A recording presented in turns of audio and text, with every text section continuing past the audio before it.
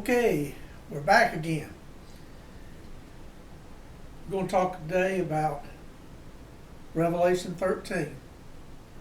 The beast coming out of the sea, having 7 heads and 10 horns. This is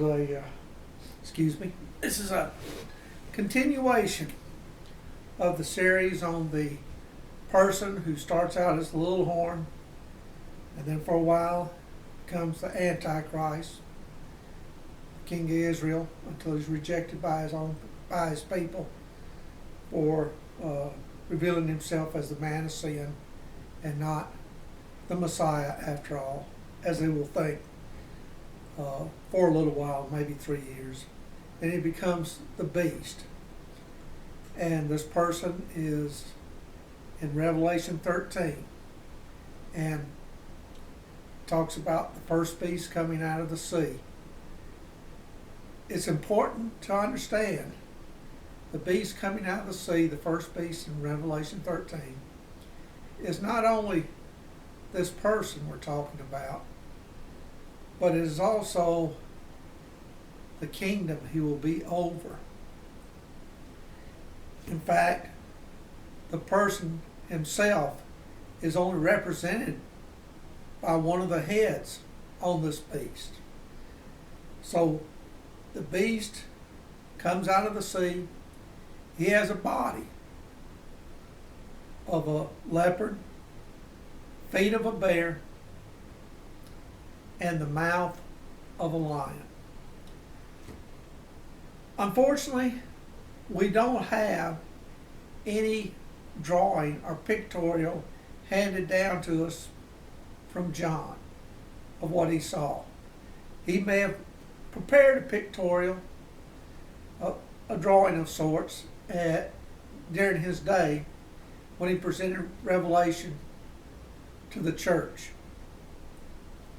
But nothing survived, even if he did make that. So it's up to us to come up with a pictorial of what this beast may have looked like. So to my left, I have a pictorial which I made up, put together, and we have the body of a leopard, feet of a bear, and the head I represented as lions because his mouth is that of a lion. And mouths are always, I've always seen, on heads. So there's a total of 7 heads in this beast picture. 7 heads, and one of those heads has been wounded unto death, but was healed, i.e. coming back to life. And we have a question on that issue also of where the 10 horns are. There's 10 horns on this beast as well as 7 heads. Where those are. We could put part of them on part of the heads. We could put part of them on the body somewhere, which I don't know about all that. But what I did, because the 10 horns represent the 10 kings in Daniel 7, and also the 10 kings in Revelation 17. I put all of those 10 horns on the head of this one head, which represents the beast person.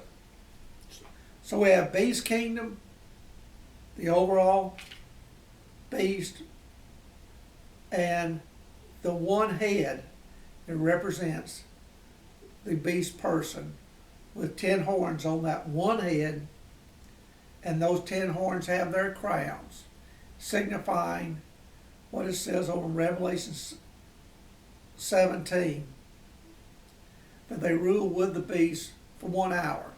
So that's when they'll have their horns in respect to ruling with the beast for 1 hour, which is a way of saying a short period of time, which in this case is 42 months, which is in Revelation 13:5, I believe. Now, what does this signify with the composite makeup of his body? What it boils down to is, for the last 42 months of the 7 years before Jesus returns, the EU, which is the kingdom of the beast, will have gained control over the territories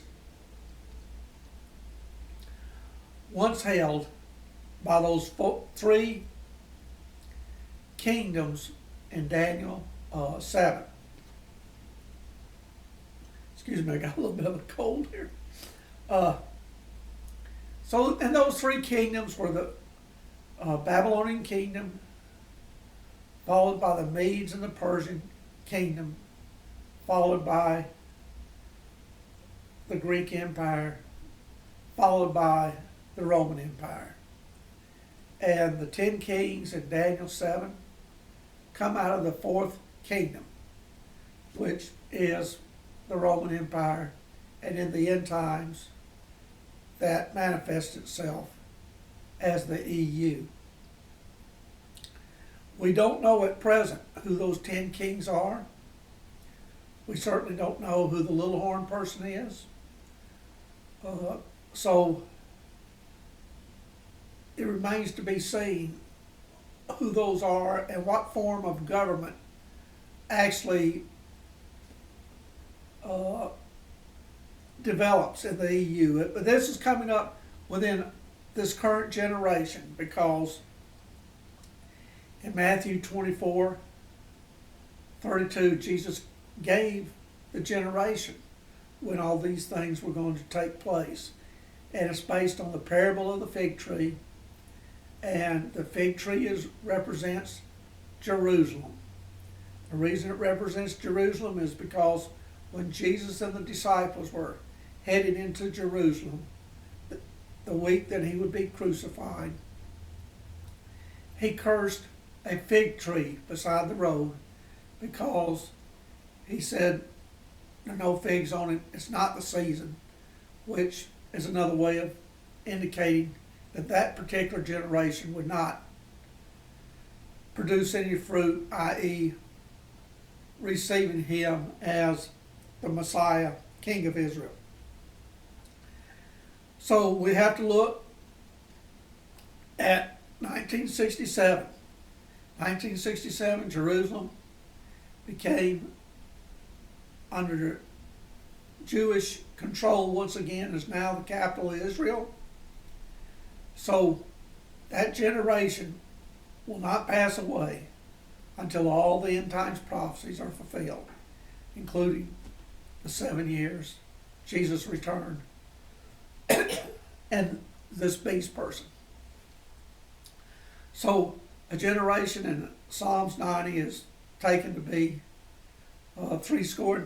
70 years, which, by the way, King David passed away at 70 years old.